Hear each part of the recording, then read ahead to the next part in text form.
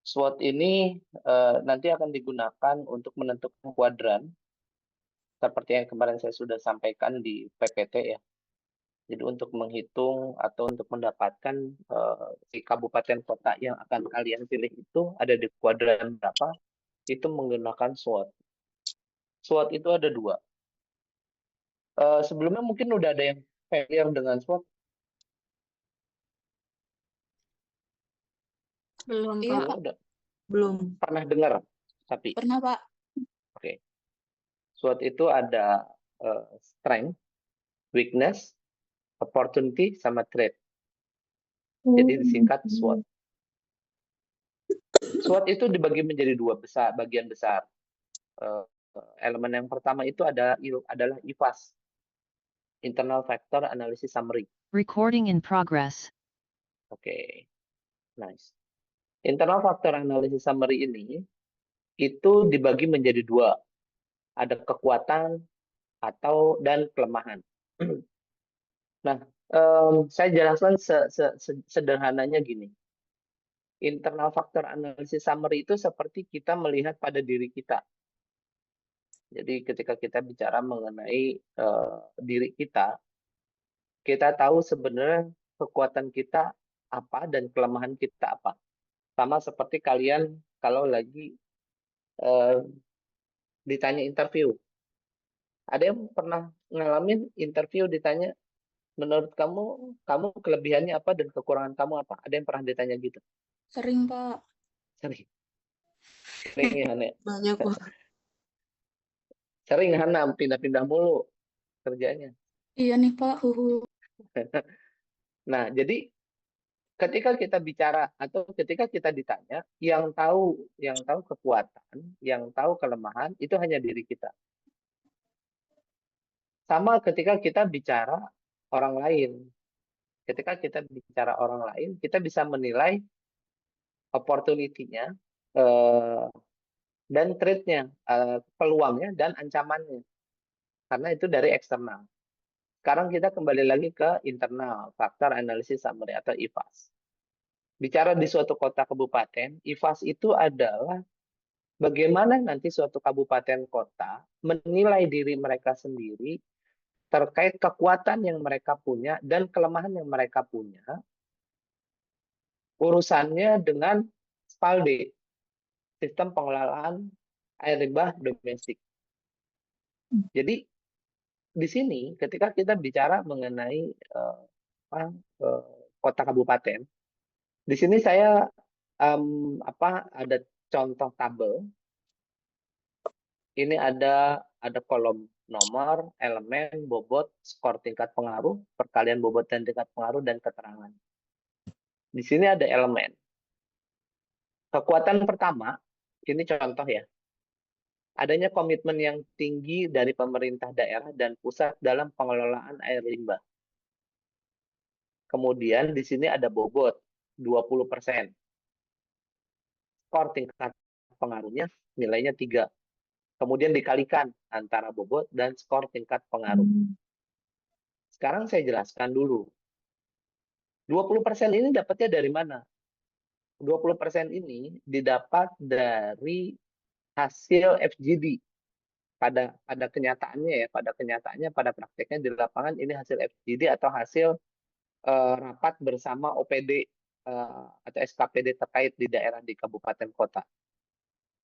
Jadi dari FGD tersebut kita mendapatkan elemen apa yang akan kita gunakan. Elemen-elemen itulah yang akan nanti kita hitung bobotnya.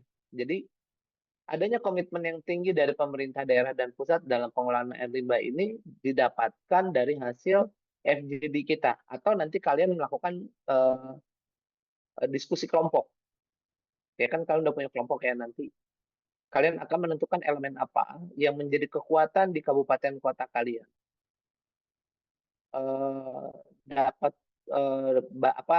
dasarnya dari mana nanti akan saya jelaskan. Intinya adalah di elemen ini nanti kalian akan melakukan proses diskusi dan brainstorming dengan teman-teman kelompok. Terus kemudian untuk penentuan bobot. bobot total itu adalah 100%. Untuk elemen, itu minimal ada 4 elemen biasanya. Yang biasa digunakan ada 4 elemen. Boleh 5, boleh 6. Tetapi jarang ada yang 3 elemen. Nah, dari total itu nilainya 100. Bagaimana tata cara pembagiannya? Itu menggunakan asumsi yang kalian punya. Atau kalau misalnya kami di lapangan atau kami pada prakteknya, kami berdiskusi untuk menentukan kira-kira bobot ini tuh berapa persen cocoknya. Sehingga nanti kita mendapatkan angka hasil kesepakatan. Dan itu yang akan kalian lakukan nanti. Termasuk di skor tingkat pengaruh. Skor tingkat pengaruh ini juga hasil diskusi, bukan nembak. Kalian boleh berasumsi, misal gini, pelayanan sedot tinja sudah berjalan. Itu skor pengaruhnya itu misal saya ganti ini menjadi 4. Karena berdasarkan hasil diskusi kelompok atau hasil itu, sorry,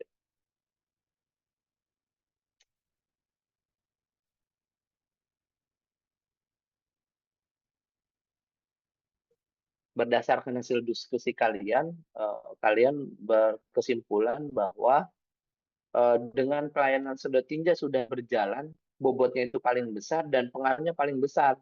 Karena itulah yang menjadi kekuatan. Oke? Jadi sederhana ya. Intinya adalah elemen-elemen ini nanti akan saya jelaskan dulu. Kalian bisa ngambilnya dari mana untuk bahan.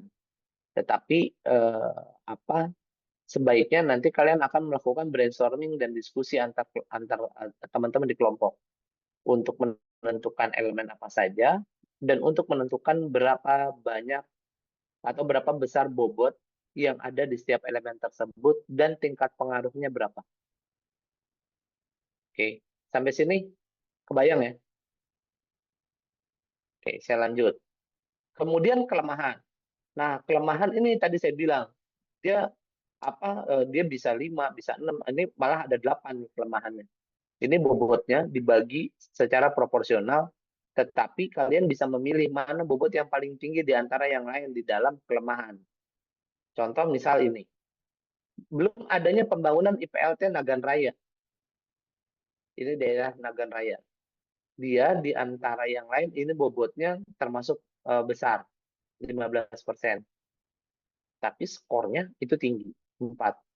Kenapa bisa skornya 4? Kenapa bobotnya 15%? Karena sekarang gini, ketika kalian sudah melakukan penyedotan lumpur tinja, kalau nggak ada IPLT-nya dibuangnya kemana? Nah, inilah yang disebut kelemahan. Terus kemudian ada lagi di sini belum adanya perda pengelolaan air limbah domestik. Perda itu biasanya memuat aturan terkait dengan retribusi penyedotan lumpur tinja. Kalau belum ada perda, maka akan repot nanti. Jadi di sini bobotnya 15 dan skor pengaruhnya 4. Oke. Terus kemudian saya ke skip tadi. Ini kita jumlah ya. Hasil perkalian antara bobot dan tingkat pengaruh itu kita jumlah. Ini kita jumlah, terus kemudian selisih kekuatan dan kelemahan. Itu kita kita kurangin antara antara si kekuatan dan si kelemahan. Maka kita akan mendapatkan hasil minus 0,15. Begitu juga cara yang kita gunakan untuk di external factor analysis summary. Di external factor ini peluang kita melihat sebenarnya peluang-peluang apa saja yang memungkinkan untuk bisa mengoptimalkan atau menjalankan sistem pengelolaan air limbah domestik di kota atau kabupaten tersebut. Contoh misal ini. Di sini ada peluang untuk memanfaatkan DAK untuk pembangunan sanitasi. Saya mau nanya, Raja, ada Raja di sini? Ada Pak. Ja, DAK apa aja?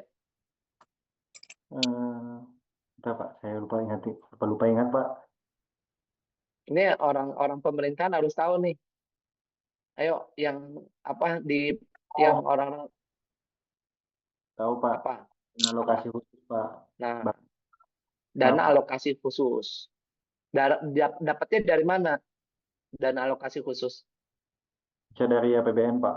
Nah, oke, saya jelasin. Ada peluang untuk memanfaatkan DAK untuk pembangunan sanitasi. Jadi gini, dana alokasi khusus itu biasanya dari APBN. Nah, kalau sudah ada dana alokasi khusus, itu menjadi peluang kita untuk bisa membuat pengelolaan air limbah domestik itu bisa lebih baik. Maka di sini dari sekian besar, sekian banyak elemen, itu DAK, peluang DAK itu menjadi bobot terbesar dan pengaruhnya paling besar. Oke. Terus kemudian berikutnya yang lain gitu. Misal yang di ini. Pengelolaan air limbah dapat meningkatkan PAD dan kesehatan masyarakat. PAD-nya dari mana? Pendapatan asli daerahnya dapatnya dari mana? Dari retribusi, ya kan? Peluang, tetapi balik lagi ke masalah tadi. Masalahnya retribusinya belum ada perda. Tetapi tetap ada peluang gitu. Peluangnya kalau misalnya ada perda, maka retribusi yang terkumpul dari setiap pelanggan itu bisa meningkatkan PAD dan tentunya kesehatan masyarakat. Oke. Terus kemudian ini kita jumlah sama, ini kita jumlah. Terus kemudian berikutnya ada ancaman. Ancaman itu lebih ke bagaimana sebentar. Apa saya? Ya udah, ambil dulu.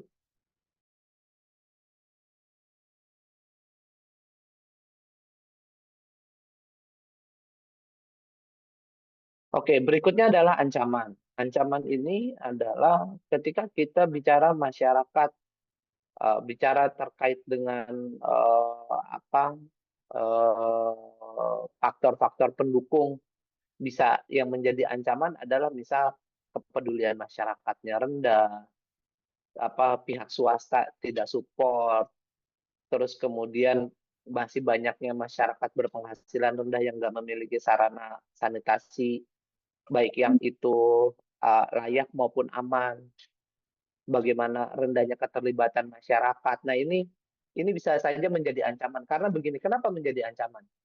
Karena ketika kita sudah, misal kita prosesnya sudah berjalan, tetapi masyarakatnya nggak mau. Karena ada kejadian gini, ada kejadian pembangunan infrastruktur air limbah domestik. Waktu itu kami bikin IPAL di salah satu kota. Itu tuh ditolak sama masyarakat. Jadi masyarakat itu menganggap bahwa dengan adanya pembangunan infrastruktur air limbah itu nanti akan membuat timbulnya bau, timbulnya kotor, timbulnya penyakit, dan lain-lain. Ini kan karena kekurang pahaman, karena mereka tidak tahu. Bahkan yang tahu pun ikut memprovokasi yang nggak tahu. Nah, ini kan ancaman ya. Mereka itu bukan cuma tidak terlibat, tetapi juga sebentar. Ambil dulu.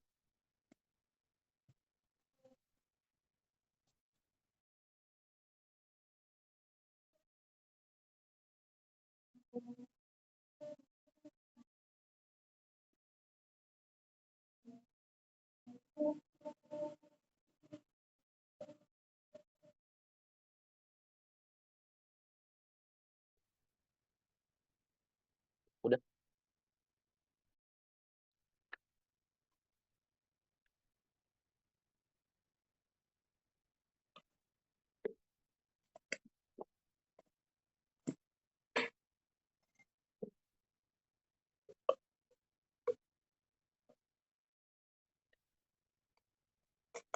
Oke, kembali lagi tadi.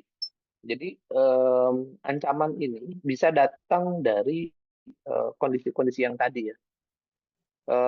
Kita sudah pemerintahnya udah siap, dana ada, terus kemudian peluangnya ada, terus kemudian udah rapi semua, alat beratnya nggak boleh masuk. Alat berat masuk jam 12, harusnya masuk jam 12 malam, itu mereka suruh pulang lagi. Karena kalau nggak pulang, dari pihak masyarakat dan ormas setempat, itu akan melakukan perbuatan yang anarkis. Nah, ini kan menjadi ancaman. Kondisi ini bisa saja terjadi dimanapun gitu. Nah, kembali lagi ke yang tadi ya, kita sudah menjumlahkan ini semua, terus kemudian kita ambil selisihnya. Ini tadi yang di atas selisihnya minus 0,15.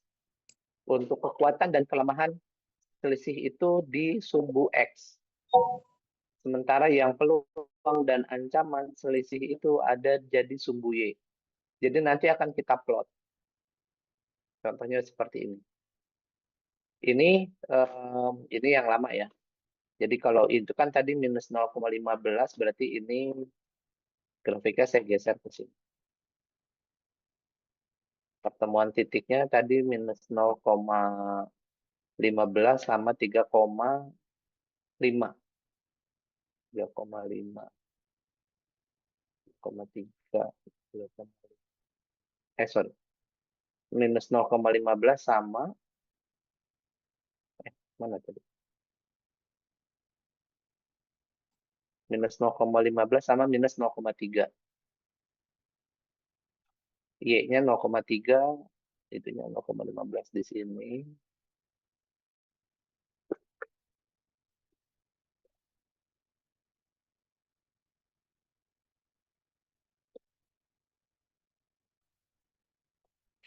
Oke.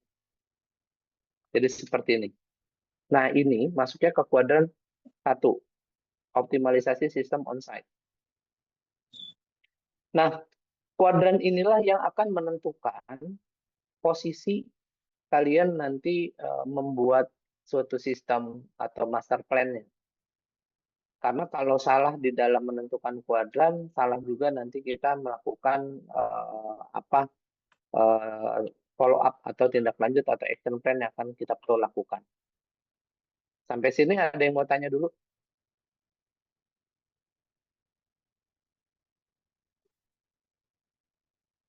Aman? Lanjut? Lanjut dulu Pak. Pak, Ya, silakan, Pak. silakan. Mungkin itu Pak cara implementasi ke nilainya berarti kan misalnya dia 0,3 dan 0,2 berarti masuk ke kuadran 3 gitu Pak. Kalau yang mana? Kalau ini kan kuadran 1 di sini nih. Minus 0,15 sama minus 0,3. Ini sumbu X, ini sumbu Y. Kalau dipertemukan berarti dia posisinya ada di Kuadran sini. 1, iya. Kuadran 1. Begitu juga kalau misalnya hasil perhitungannya dia ada di tempat lain. Misal X-nya dia di 0,1. Terus Y-nya di 0,3. Berarti kan di sini posisinya. Kuadran 4. Oke. Iya, gitu. Oke, Pak. Baik, Pak. Terima kasih, Pak. Oke, sip. Ada lagi yang mau Izin, tanya? Pak. Untuk Iya. penentuan kabupaten kota atau lokasi yang kita mau itu kan tuh dari Bapak atau dari kita, Pak? Oke, itu yang mau saya bahas. Makanya ini belum, yang ini udah dulu belum?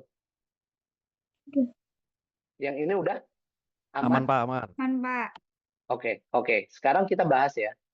Kita bahas mengenai tugasnya nanti.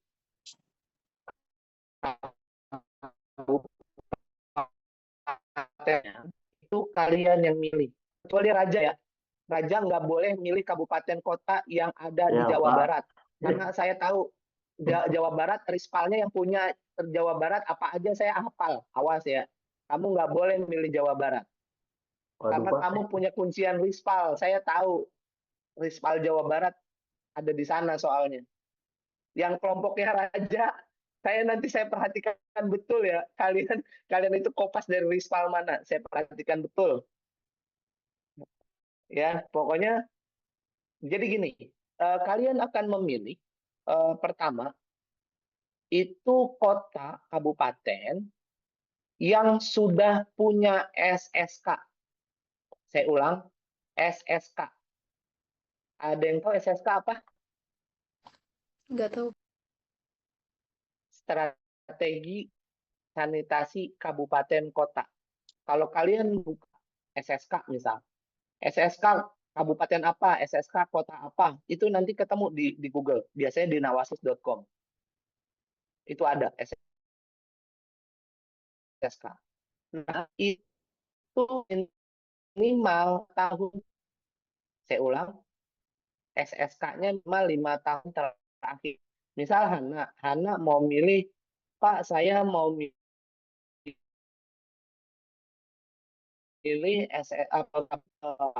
Bogor misal, Kabupaten Bogor. Kabupaten Bogor ada SSK-nya tahun 2018. Bisa nggak? Bisa.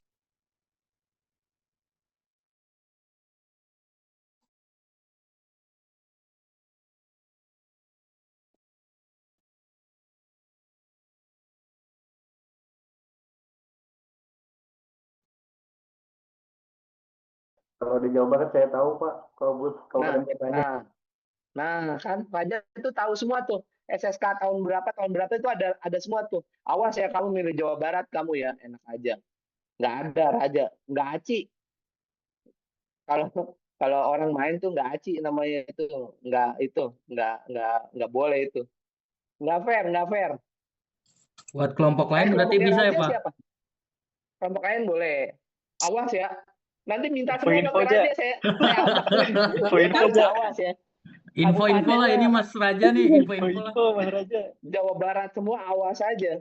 Blacklist aja Pak Jawa Barat Pak, biar adil Pak. Iya. Oh iya, itu Pak, itu paling aman.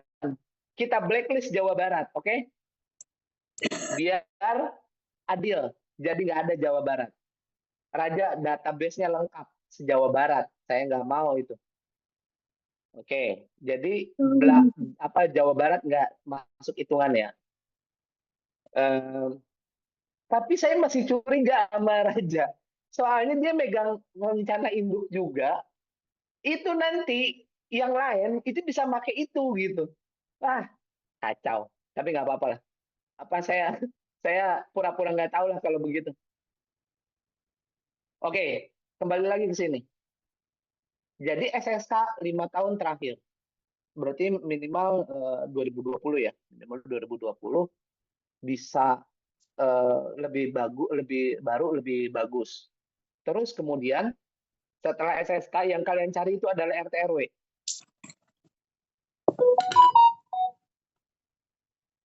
Ada yang tahu RT RW? Bukan rukun tetangga, rukun warga ya. Ada Tata yang tahu? ruang ya Pak ya? Rencana tata ruang wilayah, Pak. Rencana tata ruang wilayah. RT RW-nya itu kalau bisa juga 5 tahun terakhir. Udah dicatat tiap kelompok. Terus kemudian setelah SSK, RT RW, data BPS. Karena nanti kalian akan memproyeksikan penduduk. BPS-nya menggunakan data tahun terakhir 2024. Oke? Data 2024. Pak, kalau nggak ada data 2024 gimana? Harusnya sih ada, tapi kalau nggak ya 2023 lah paling minimum lah. Soalnya kalau di bawah lagi terlalu jauh nanti. Oke, tadi apa aja? SSK, RT RW, RT RW, BPS. BPS, terus sebentar. BPS. Sebentar saya buka ini tabel itu. Pak, untuk daerahnya berarti nggak boleh sama ya Pak sama kelompok lainnya Pak? Nggak boleh. Makanya setelah ini kalian diskusi per kelompok langsung ngetek. Jadi nanti per kelompok langsung ngomong di grup. Kelompok misal kelompoknya Rana misal, Rana bilang saya kabupaten Gianyar misal. Saya Kabupaten Gianyar, SSK tahun sekian, RT RW tahun sekian, BPS tahun sekian. Udah, berarti seal. Berarti yang lain nggak bisa make gitu. Sebentar, saya buka yang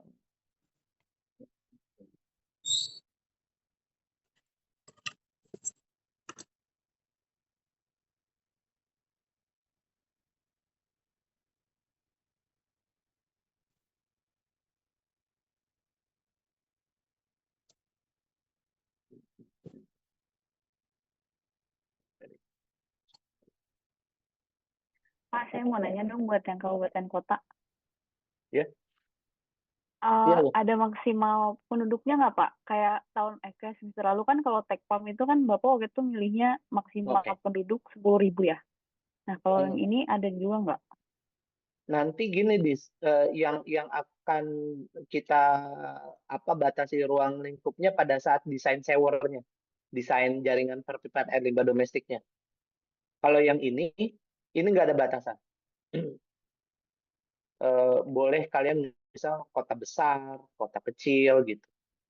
Karena di dalam membuat Rispal, kota besar, kota kecil, effortnya sama. Gitu. Oh oke, berarti nggak ada batasan ya Pak ya? Nggak ada. Oke, Oke, makasih. sebentar. Sama-sama, sebentar ya. Em,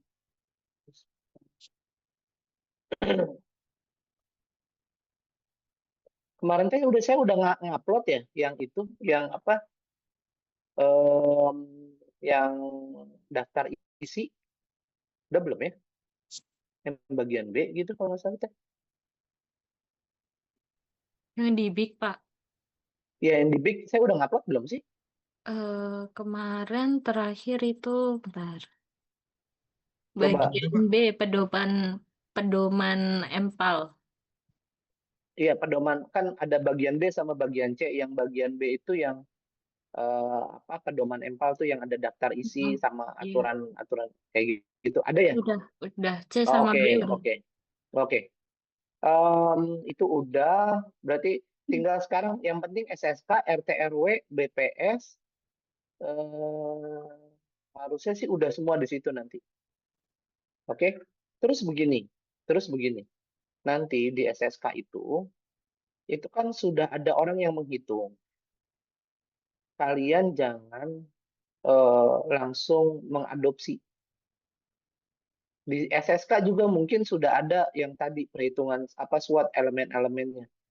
Jangan langsung copy paste. Sebenarnya pada prakteknya bisa, tetapi ini kan kita lagi lagi berlatih lah, lagi belajar. Jadi saya minta kalian itu memaksimalkan diskusi antar teman di kelompok untuk mendapatkan hasil kelompok gitu. Bukan copy paste dari copy paste dari SSK ataupun dokumen lain. Karena gini,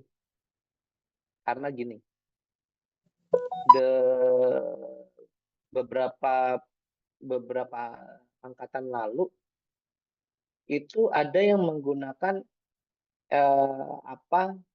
salah satu kabupaten kota, kebetulan SSK-nya saya yang bikin, ja. Udah saya yang bikin SSK-nya, terus saya tanya, ini hitungannya dari mana? Ngitung sendiri katanya. Kan saya hafal apa yang saya bikin. Jadi jangan nggak usah lah begitu-begitu. Di ini aja kan ini namanya tugas ya, namanya tugas. Jadi kalau bisa ya kerjakan sendiri. Gini, SSK, SSK, RT RW itu ATM aja, amati, tiru, modifikasi. Kalau angka data existing itu jangan diutak-atik. Misal gini, persentase yang punya tangki septik atau persentase yang punya MCK komunal. Nah, itu data existing nggak boleh diapa-apain. Itu jangan dirubah. Data jangan dirubah.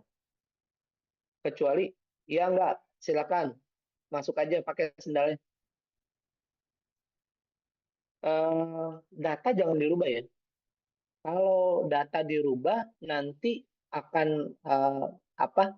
Kan nanti ketika kalian mengadopsi tabel, kalian akan menyertakan sumber SSK kabupaten apa gitu kan.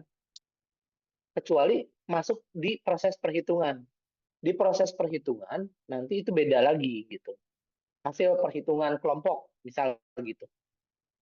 Nah, kecuali untuk yang tadi ya, balik lagi, SSK itu ada nanti kalian kalau baca itu ada data-data yang sudah hasil hitungnya mereka atau hasil surveinya mereka. Itu jangan diapa-apain. Itu data dasar untuk kalian bikin di Rispal. Oke, sampai sini paham? Berarti kalau data hitungannya beda, it's okay, Pak. Nggak Antara apa-apa, dari SSK sama hitungan kelompok. nggak apa-apa, nggak apa-apa. Nggak apa-apa. Tapi yang penting gini, Vin, yang penting data dasar, pokoknya kayak misal jumlah armada tertinjak misal gitu. Di SSK nyebutnya 4, kalian bikin 5 ya jangan. Sesuai data itu aja gitu. Nah, nanti kan kita akan melakukan proyeksi selama 20 tahun ke depan. Apakah nanti butuh tambahan si armada truk penyedot lumpur tinja kah? Atau kita butuh offsite system kah? Atau apa? Nah, itu yang akan kita kerjakan. Data dasar dari SSK-nya jangan dirubah. Sampai sini clear? Jelas, Pak, jelas. Oke. Oke, saya satu lagi ya, satu materi lagi ya, nanggung. Ada satu materi lagi. Setelah itu nanti saya akan serahkan ke kelompok untuk kalian diskusi.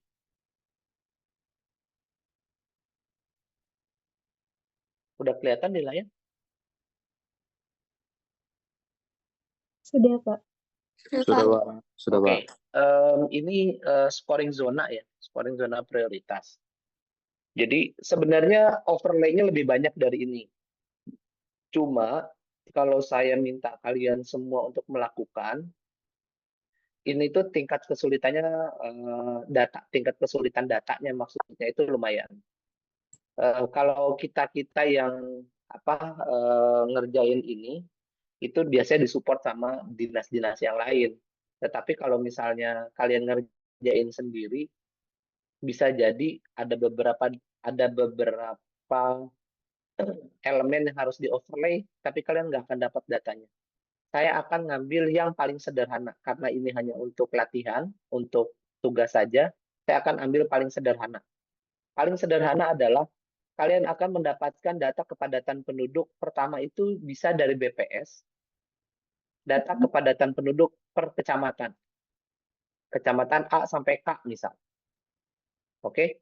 Kemudian nanti kepadatan penduduknya ini ada yang langsung jiwa per hektar, ada yang nggak langsung kepadatan penduduk, jumlah penduduk biasanya. Jumlah penduduk kecamatan A misal 20.000. Luas area atau luas kecamatan A sekian ratus hektar. Maka kalian akan melakukan perhitungan membagi antara jumlah jiwa dibagi dengan luas kecamatan tersebut. Ada datanya langsung jiwa per hektar, ada yang enggak. Jadi ini datanya gampang. Makanya ini yang saya pakai di awal. Oke? Kemudian setelah itu dari kepadatan penduduk ini nanti kalian akan bikin scoring. Bikin scoring berdasarkan rentang. Misal ini ya, di sini ada 100, 30, 85, 50 sama 90. Karena di sini ada 30, saya akan mulai rentang dari 0 sampai 20, 20 sampai 40, 40 sampai 80, 80 sampai 100. Saya bagi menjadi 4 kategori. Kategori rendah, sedang, tinggi, dan sangat tinggi. Oke? Ini ketika kita dapat misal 30. 30 itu rentangnya di sedang, maka skornya nilainya 2. Yang kita input di sini adalah skornya. Oke ya. Kita masuk sekarang ke area resiko. Area resiko biasanya di SSK itu sudah ada. Area resiko biasanya di SSK sudah ada. Oke. Pak, kalau di SSK nggak ada area resiko, oke, kemungkinannya dua. SSK-nya bisa jadi salah. Dan kedua, alternatif kalau memang nggak ada, kalian harus mencari data angka penyakit diare per kecamatan. Biasanya di BPS ada. Oke. Area resiko, kalau di SSK-nya nggak ada, kalian cari data angka diare di BPS. Kemudian kalian bikin rentang lagi, bikin scoring lagi. Kalau misalnya data angka diare. Tapi kalau misalnya area resikonya di SSK sudah ada, kalian tinggal input. Nilainya berapa? 4, 1, 2, 3, atau berapa. Oke? Kemudian masuk ke RISPAM. Masuk ke SPAM, air minum atau air bersih. Air bersih di sini itu juga akan menentukan.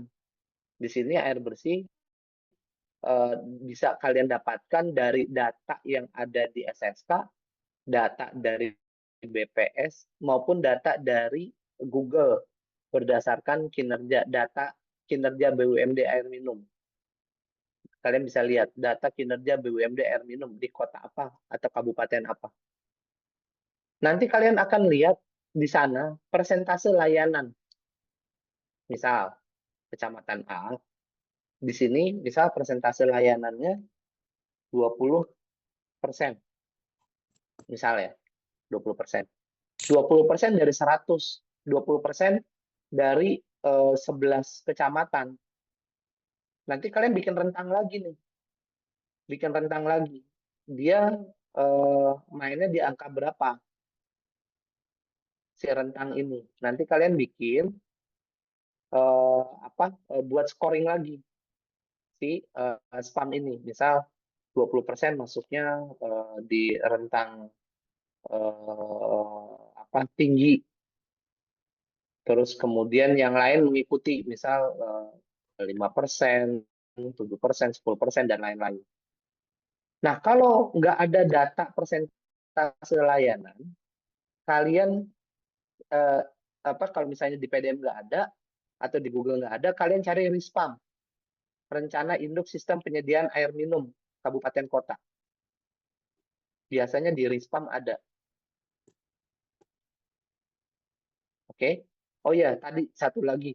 Untuk ini kalian cari data RISPAM ya. RISPAM boleh tahun berapa aja. Kalau RISPAM boleh tahun berapa aja. Jadi yang saya patok tahunnya itu cuma RT RW, SSK, dan BPS. Kalau untuk data rencana induk sistem penyediaan air minum boleh tahun berapa aja. Yang penting ada datanya yang menunjukkan berapa persentase layanan setiap kecamatan. Pak, kami nyari RISPAM-nya nggak ada. Kalau RISPAM-nya nggak ada, cari data kinerja BUMD air minum. Dia kategorinya apa di sana? Kecamatan tersebut. Kalau nggak ada data kinerja, cari di BPS. Biasanya di BPS juga ada terkait dengan penggunaan air minum. Oke? Nanti kalian bikin scoring lagi. Terus kemudian totalnya, apa kalian total? Skor kepadatan, skor resiko, sama skor air minum, itu kalian total. Kemudian, kalau ini kan 4, 4, 4, ini nilainya 12. Berarti zona prioritasnya itu ada di yang pertama itu K sama A. Nih, ini zona prioritas. Nah, ini contoh ya. Ini contoh. Karena kita sudah mendapatkan zona prioritasnya itu di K, maka kita akan input data itu di dalam GIS. Nanti akan kita warnain. Nah, ini kan saya contoh ya. Ini contoh. Saya bikin pakai Excel nih. Tapi kalau bisa kalian pakai GIS ya. Pakai peta beneran gitu. Apa bikin itunya. Nah, ini nanti akan diwarnain untuk menentukan zona prioritas. Apa saya? Sebentar ya. Sebentar ya.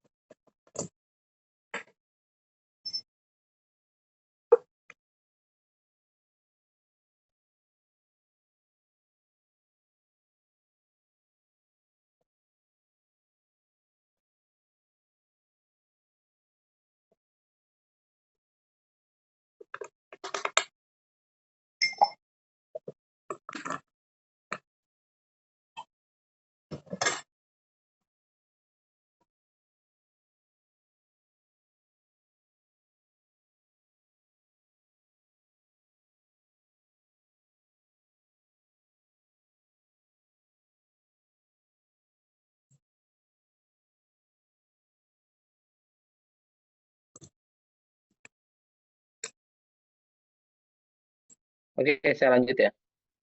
Kembali lagi tadi. Jadi, nanti kalian akan bikin, pertama gini, petanya itu ada peta kepadatan, ada peta resiko, ada peta air minum, terus kemudian nanti ada peta yang terakhir itu adalah peta yang di overlay semua, total dari skor ini. Gitu. Oke, udah saya. Udah nggak apa-apa. Ya, aja.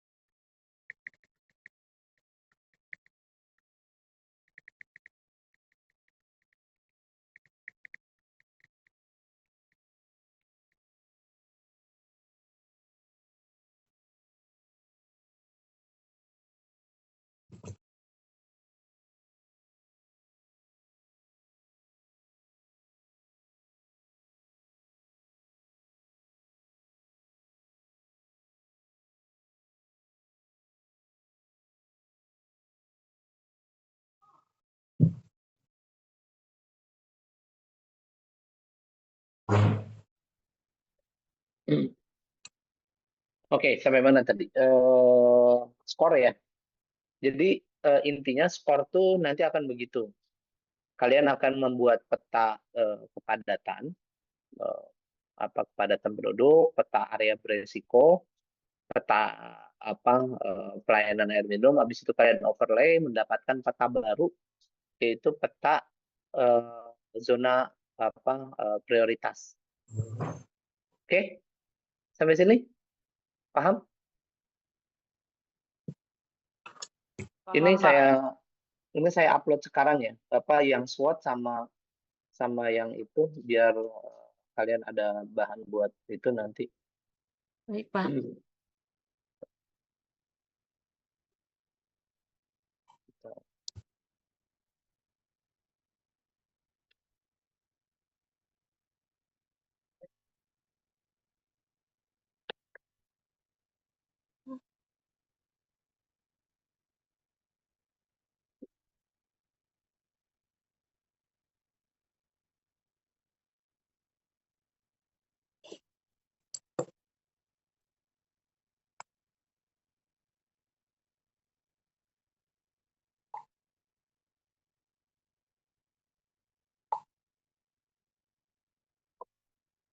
Oke, udah saya kirim di itu ya, di Big ya, contoh SWOT-nya sama scoring zona.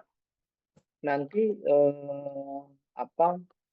minggu depan kita sudah mulai akan masuk ke materi menghitung investasi dan lain-lain. Tetapi sekarang saya minta kalian untuk berdiskusi dengan teman-teman kelompoknya untuk menentukan pertama kota kabupaten mana yang akan kalian ambil. Terus kemudian kalian berdiskusi mengenai pembagian tugas. File Excel udah saya kirimkan, yang pembagian tugas itu, maksudnya contohnya timeline-nya gitu ya. Jadi nanti kalian coba buat seperti itu, kalian kumpulkan hari ini juga. Jadi kalian berdiskusi, nanti kalian boleh bikin Zoom masing-masing, nanti kalian diskusi atau gimana caranya nanti kalian bisa atur. Intinya kalian nanti diskusi, cari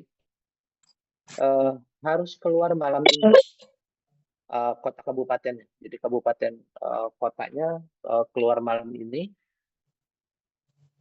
Terus kemudian timeline juga harus keluar malam ini, karena biar minggu depan itu sudah mulai berprogres. Jadi kalian sudah mulai berprogres untuk mengerjakan apa-apa yang memang perlu dikerjakan. Penjelasan saya ada yang mau ditanyakan? Mungkin ada yang belum paham?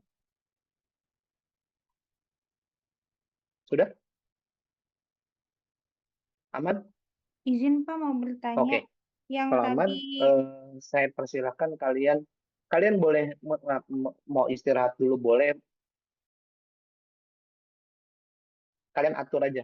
Kalian udah punya kelompok masing-masing, nanti saya cuma dapat laporannya aja di grup ya. Misal, kelompok siapa, kelompok A, Kabupaten A, SSK tahun berapa, RT RW tahun berapa, BPS tahun berapa, ada Rispam atau enggak, kayak gitu. Oke? Silakan dan selamat mengerjakan tugas kelompok. Saya tetap akan di sini. Saya mau sholat dulu sama makan dulu. Oke? Silakan dilanjutkan.